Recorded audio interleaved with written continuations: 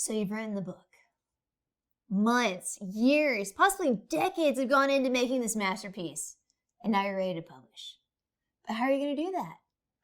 There are a lot of different publishing options out there, and if you find yourself asking which one is right for you, then this Lulu University can help. Today, we're going over the 5 things to consider to find out if a publisher is right for you.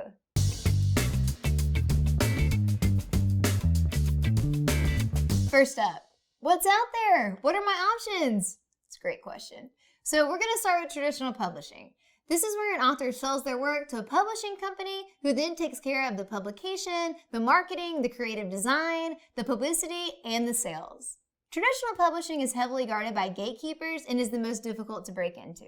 Next are hybrid or vanity presses. So these presses offer traditional services to authors that include editorial, creative, and marketing. There are really no barriers to entry for this type of publishing except the cost that can be a bit prohibitive based on the service. Last, but definitely not least, is independent or self-publishing. So this can be referred to as DIY publishing, where the author maintains complete creative control through the whole process. The good news is there's no barrier to entry. Everyone's invited to this party. So now that we know who the key players in the game are, let's move on to another element that could be a deciding factor in helping you choose one or the other. And this is going to be any upfront cost or fees. A few things to be on the lookout for here include sign-up fees, title setup fees, revision fees, or order minimums. So for this last one, you'll want to ask if the publisher is using a print-on-demand model or an offset, and that may indicate that you'll have to buy a bulk quantity or multiple copies of your book instead of one-offs as needed. A few other things you'll want to ask about are revenue per sale, copyright, and distribution. I've got one more thing to note here. So these are potential red flags. So if you come across any of these in your research, just proceed with caution.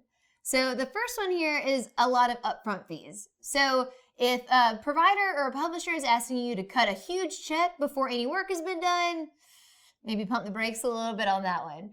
So next up is going to be publishers who are over-promising. So we all have heard the saying that if it's too good to be true, it probably is. So if you feel like you found a publisher that is giving you the deal of a lifetime, they probably aren't. Sorry. The last one on this list is going to be package-based providers. So this doesn't necessarily mean a red flag all the time, but if you find yourself in a situation where you're being pushed to purchase a package instead of the specific services you need, it may be time to keep looking. Next on the list, how much revenue will you earn? So this is a pretty big one for most people, but unfortunately it's not always straightforward, so be sure to do your research. If you're working with a traditional or hybrid publisher, don't be afraid to have direct, straightforward, and honest conversations about how much you're going to make per sale. A little pro tip here is going to be go into these conversations with your ideal revenue goals in mind so you can help steer the conversation to where you want to go and ultimately find out if that publisher is going to be the right fit for you. If you're interested in publishing on Lulu, great choice.